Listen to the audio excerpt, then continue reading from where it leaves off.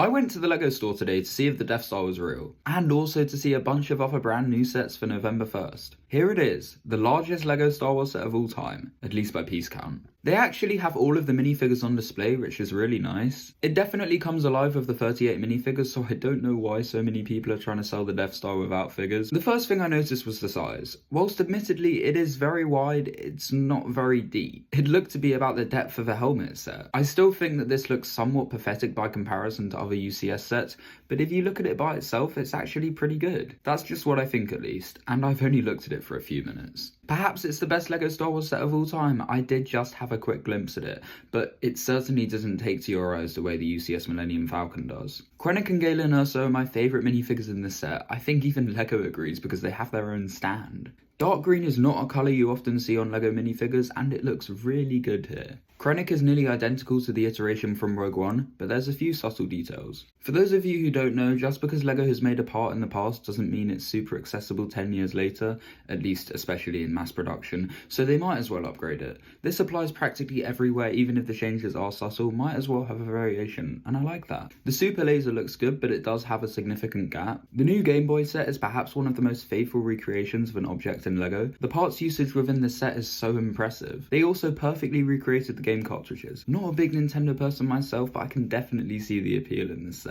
Two employees were building the LEGO Goonies set. I think this set looks a bit awkward, just being half a boat, but maybe they wanted it to be different from the Black Pearl. The minifigures in this set don't look too great, just from the point of a LEGO fan. Stranger Things has returned with Brickheads. I don't know if they're going to remake the Upside Down or if this is it for now. This is the Goonies box, perfectly encapsulates the movie. The upscaled Santa minifigure turned out really well. This is a concept I would love to see brought into LEGO Star Wars. Just imagine an upscaled LEGO Darth Vader. Christmas wreath is not new, but still maybe cool. And the £300 LEGO Christmas tree. This would make a really good present for any Christmas fan of LEGO. That's a weird sentence, but I feel like if this set was released 10 years ago, it would have been like less than half the price. Historically, original LEGO sets such as modulars have always had a much lower price per piece than 10 pence per piece. And the pieces used to be bigger. Yeah, Christmas Isle is really going hard. This is where they hide all the gift for purchases. The Sherlock Holmes LEGO set would have been amazing as a modular building, but for what this was going for, I think it's nice. Better look at the Christmas tree interior.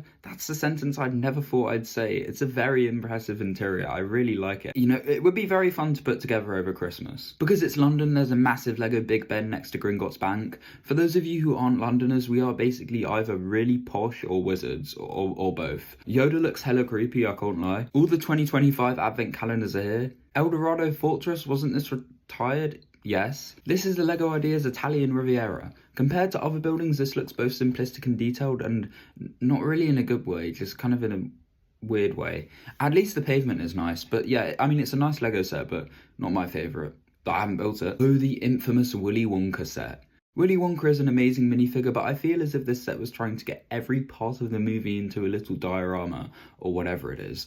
And because of that, compromises had to be made. Sort of like another set released in October. However, I think the right side of the build looks really nice. In fact, now that I see it in person, I think this set looks a lot better than I initially thought. The Krusty Burger feels like canon Krusty merchandise. I think it's a very nice set with a bit too many stickers, perhaps. Minifigures are great. I wish they made a third series alongside this set as they have done for the other two Simpsons sets. If there's a third LEGO set from this year that's infamous for its strange design, it's the Shire. We've waited 13 years for a new Shire, and I'm not sure which is better.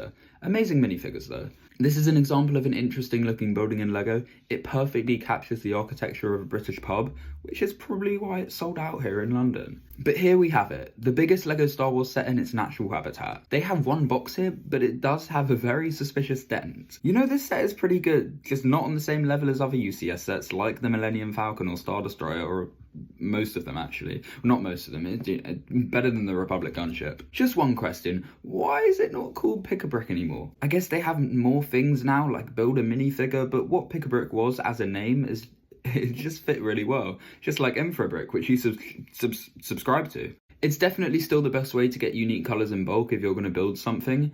Harry Potter because it's London. So why is Spiderman here? You tell me. Recognition of the new Goonies set? I mean, it's not as if we haven't seen Goonies before. They changed the front of this bus fairly often. For example, on May 4th, it was General Groover's. I did buy 4 of the new LEGO Spiderverse CMFs. This might be the best collectible minifigure series in a while, like 2017, like 8 years ago type of thing. I've unboxed the 4 minifigures that I bought yesterday. I scanned the QR codes inside the shop to find my favourites, so here they are. Spider-Man 2099 has an amazing colour scheme that flows so well all throughout the minifigure. Spider-Man India is my favourite minifigure in the entire series. It's used in dual moulded legs. We don't really get any LEGO Western sets. It's definitely a smaller demographic, so if you just include a useful piece in a CMF once every few years, you'll keep them happy. Sun Spider is almost one of those skater trope minifigures. I really like the hoodie detailing and how you can see an orange Spider-Man suit behind it. It sort of reminds me of a Lloyd minifigure from the LEGO Ninjago movie, oh, and arm printing as well. All of these minifigures come on a new translucent orange stand. I think that's a very fitting colour for these amazing minifigures.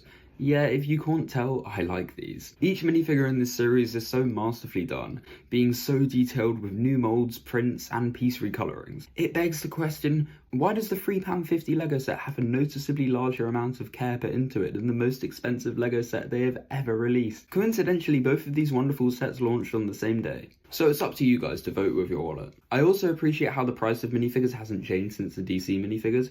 If it was any higher, it would be a foolish business decision, as although LEGO loves their adults, they must remember their target audience, not by sales, but certainly by individuals. That's it for today's video. Let me know what you think of these new LEGO releases in the comments down below, and please like and subscribe, but also comment because I read them all.